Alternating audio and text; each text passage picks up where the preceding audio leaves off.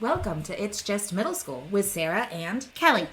If you're joining us for the first time today, we are two fabulous veteran middle school teachers with middle schoolers of our own that love talking about middle school.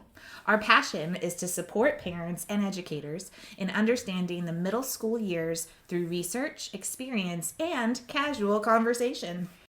Today, we want to just take some time to introduce ourselves to you, give you a little feedback about our expertise and experience, and kind of explain why we're doing this podcast and the format that you can expect every time you tune into us. Like and subscribe! Woohoo! First, we want to start with the fact that to let our viewers know that we are teachers, we are educators. We are not lawyers, not psychologists, not medical personnel. We are simply sharing our teaching experience. And we hope that our experience just helps in navigating this world of middle school. So we'll be sharing some research with you, but none of this is the end all or be all of the middle school world.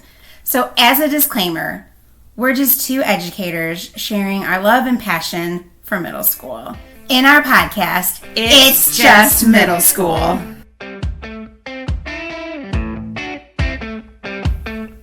Let's go! Sarah, why do you teach middle school? I love middle school. I have always loved middle school.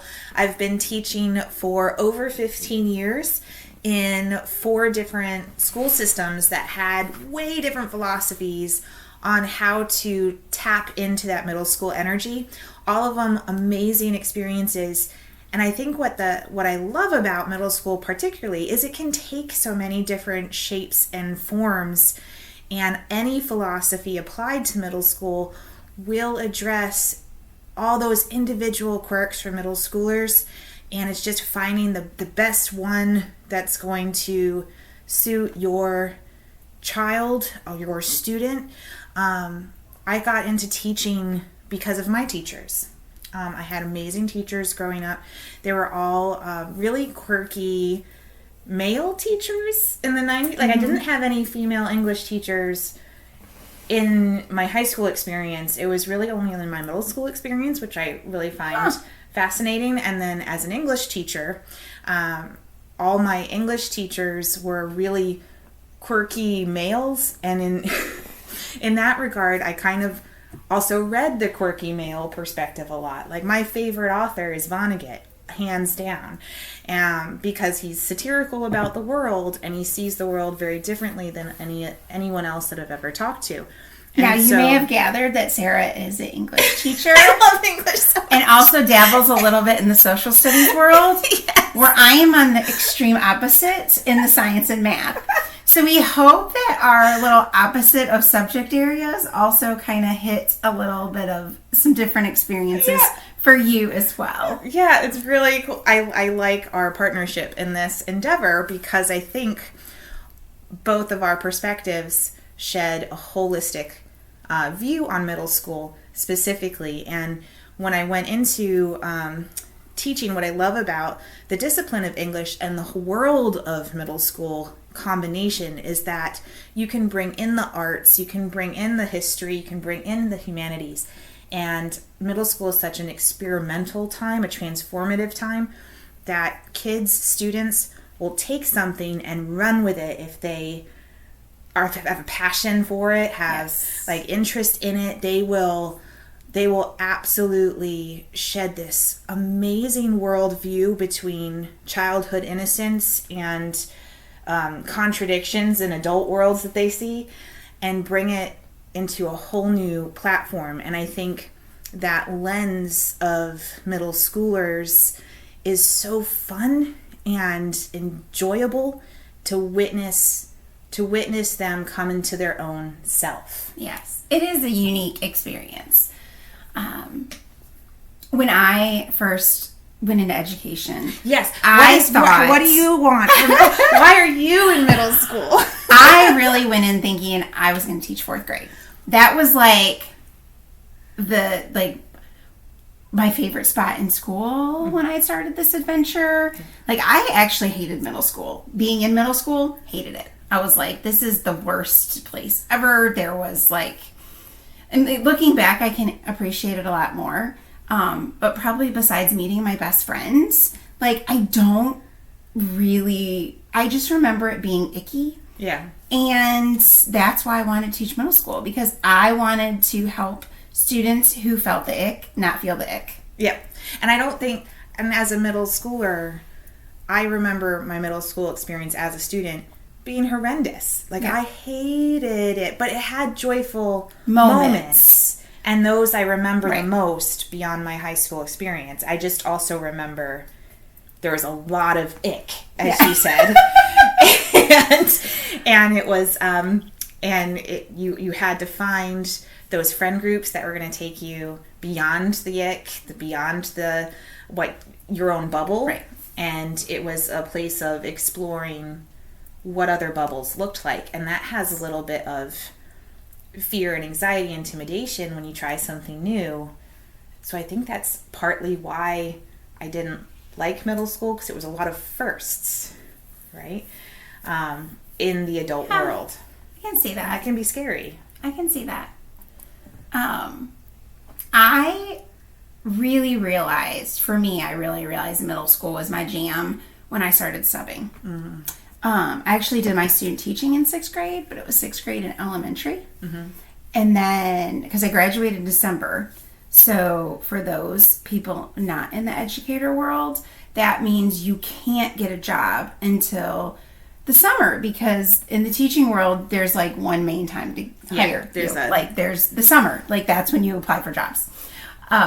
So I subbed for the majority of that last semester. Yeah. And I subbed in a lot of middle schools, and I was like, okay, this is my jam. Yeah. Like, I get a different group of different group of kids every hour, and that, like, you got a new beginning, which gives you a fresh perspective every single time you start a new class with a new kid. It's like that. I don't know. There's a newness about it. Yeah. That doesn't get redundant. If a student doesn't tend to like you, or you don't tend to like a student, there's only 60 minutes that you have to deal with each other. And then they can move on, which that might sound weird, but there is a benefit of that. Right. You know, like, a student doesn't have to deal with it for all day, like in the elementary school world. Plus, I like it because kids can tie their own shoes, they can zip their own coats, and they can wipe their own noses. Yeah, but it's also exciting too, because you have that lens of something new all the time, and that sort of trial and error.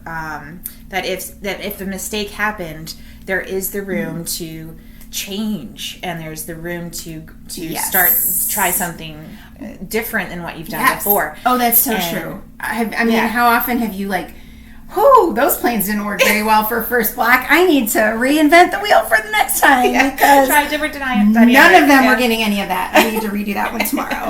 Yes. Like, that happens all the time. And also for students too, like, they can try something new the next day, and if it fails, it fails, and they try again with something different. I think it's just because there's so much going on in a middle school brain in this time period of transformation, of, their brain is developing.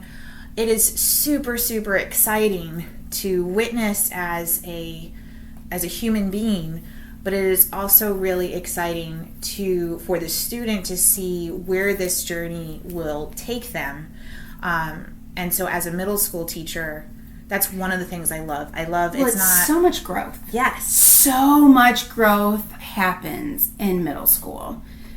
And it's not necessarily always the educational point. No, and there's so much growth that they make as little human beings. Yes. I mean, there's no other place where you're going to see a class where you have the shortest student mixed with the tallest student, and they're both talking about the most popular TikToker, and they're having this conversation, and or you won't find another experience where you have them super upset because their locker got stuck, and you're like, oh, I can help with that. Because they just formed bonds over the weirdest of things. Yes, it is because all about relationships. It's just weird. It's weird, beautifully weird. Yes, because it's really centered on relationships that they have with peer-centered relationships, but also knowing those boundaries and parameters with adult relationships, and also their own selves bonding, seeing themselves as older students with the younger students, so mentoring with elementary kids, and then also them seeing what they want to be when they get older, and that could be as a 7th grader looking at an 8th grader, an 8th grader looking at upper school, and then it is such a beautiful time, and a messy time, and I think that chaotic mess is just something I gravitate to. Yes, because I love it. Me too. I love the excitement of it. But it's so funny because we always, if I say I'm a middle school teacher to somebody, right, the reaction is so crazy to me. It is, bless you. Yes, bless you. It is like almost put up as a martyr for the benefit of society, and I just think it's super fun. And I think it's I believe that when you're an educator, there is a spot for you somewhere in that spectrum, and ours just happens to fall in the middle school world. Because, like I said, I could not imagine being in an elementary classroom all day. Yeah. There are people for that. It is not me. But I do love middle school. I had the crazy realization this summer that this is going to be my 21st year in education. You're over the 20 mark. I'm over the 20 mark. Oh my goodness. Like, I feel like I am officially like the old teacher. Like, I'm in that last third of the world. Yeah. And this year, I even get the brand new experience of teaching my own child in middle school. So that's going to be a new challenge in itself. Like, being at a small school, like where I teach, I'm the only 7th grade math teacher. So he doesn't have a choice. He has to have me. Yeah. So not only are we educators, but for parents, we're also going through this whole middle school experience as well. And I know, Sarah, you've just finished. Yes, I just finished. My son is going into 9th grade this year. But he's gone through 3 different school systems in his middle school experience. And so that's been crazy to see and awesome, because he got to grow in a different way, and I got to see as a teacher what the sort of the devil's advocate side is on the parent, like what the parents are concerned about, and kind of molding the two, finally clicking as my own experience as a parent going through the middle school, where the clash is. Why, when a teacher says this, what do they really mean? And then when a parent says this, what do they really mean? And having that be on the forefront of my thinking in the most recent years, I think. So not only, as you were saying, Kelly, not only are we educators having an awesome number of experience in educating middle school, we also have the parent perspective. Yes. Now, mine going into a 2nd year in middle school, and yours finishing middle school. I have one coming. We both have one. And then we have younger kids, but they're still a little ways away. They're still there. So we're still thinking about, like, also what's coming up for middle school, because our 2nd child is going to go through that experience soon enough. Because one thing that I know, even though it's been 15 years of education, 20 years of education, 20 years of parenting, it goes by so fast. It does. Time goes by so fast. And for our students, it goes by so slow in the middle school. For parents, it might go by so slow in the middle school. But for teachers, man, we blink and it's like, oh my gosh, it's February. It's so fast. Yeah. So I think that's what I love about our podcast with It's Just Middle School. We are taking the time to kind of slow down, to focus on key concepts, inviting parents into the conversation and kind of making it make sense. So what we want to do with this podcast. Well, just to tweak a little bit, like you were saying, how there's this experience that we have not only as educators but teachers. Just in talking, we're like, how cool would it be if we like bridge this gap and share with an audience how to really make the most of these middle school years, through different research that we've done over the years, through our experiences, and just get it out and maybe help others along with this journey, whether you're an educator, a parent, whatever. Right, because if there's something, as we share our experiences in tackling different concerns and issues that you will encounter in the middle school, for sure, there are times where I wish I would have done something differently as a parent. I wish I would have done something differently as a teacher. Or this worked, and I hope you take this on. If this will work, I promise, as a parent, as a teacher, as an educator, if I had that same situation occur, how could I handle it better? And then we're hoping that our experience helps those that are navigating the middle school years for the first time, or maybe for the second time or third time, to get a different way to view a scenario that will most likely come up. It's one thing I've definitely learned teaching middle school is no two siblings are the same. Ever. My favorite is, oh, so-and-so so different than my first.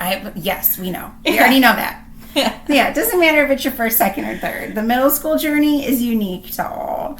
And we just hope that our podcast can help bridge some gaps and help you remember that it's just middle school.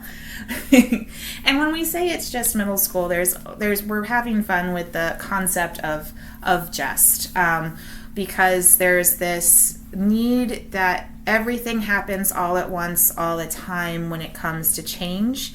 And you do have time to slow down, to take a beat, to know that there's always going to be a time of recovery if something traumatic, drastic, or a snag, obstacle comes in your way or comes in the student's way of getting to their goals. Just to take a beat and say there's always going to be time.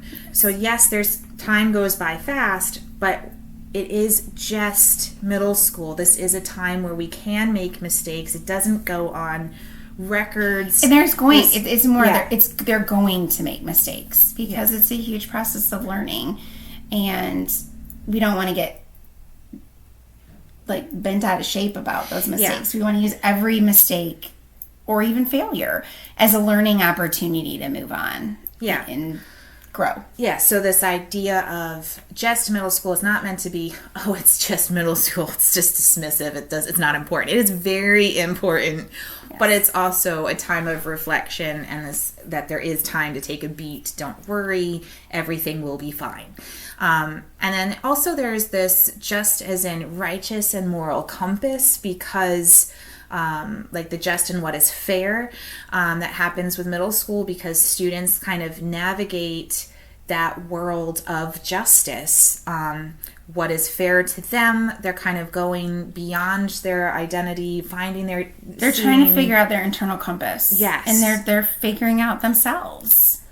And that takes a lot of it takes a lot of experience and a lot of navigation, of reflection, to kind of figure out what the right thing to do is, because they are always thinking about what is the right thing to do with every situation that they come across. What is right? It might be what is right for me.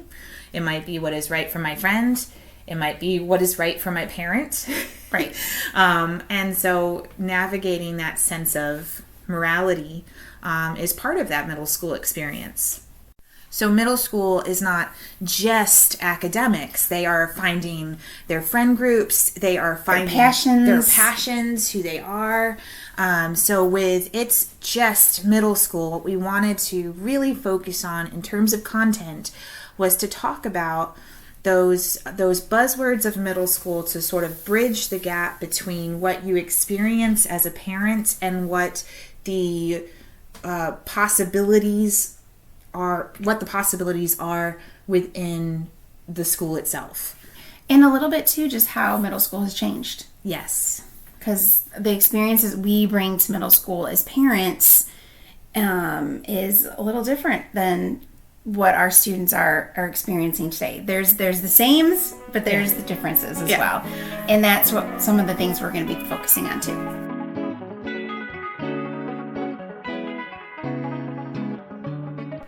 So Kelly, when our listeners are listening to our fabulous podcast, what can they expect to hear? What can they expect to listen to? Well, we'll be starting each episode off with a buzzword of education, which is basically teacher jargon or teacher talk. And then we're going to have some scenarios that we explain, one perspective from a parent, the other perspective from an educator. And then we'll discuss how the research incorporates with those scenarios and the buzzwords. We're going to offer a Cliff Notes version of the research, match it with our experience, and conclude with our top 3 takeaways from the episode. We like to call those exit tickets. And you're going to have to listen for future episodes to listen to the fun jingle that goes along with each of those. Or possibly avoid it if you don't want it stuck in your head all day. It's fabulous. Mm-hmm. It is amazing. I have to tell you, our jingle is just, it is out of this world. It's so good. So to break it down, we're going to look at a teacher jargon, a word that's been used in conversation and that applies to the world of middle school. What I love is our 2 scenarios, because we're going to give parent perspective, but we're also going to give a scenario from the educator's perspective. And then talk about, as you said, Cliff Notes version of research surrounding that word and matching it to our experience, giving some insight as to what how one can approach it. But I love our jingles at the end. I do. It's going to be so good. The takeaways are fab. They are fantastic. All right. I hope that you join us for future episodes of It's Just Middle School with Sarah and Kelly. Woo! This is for real.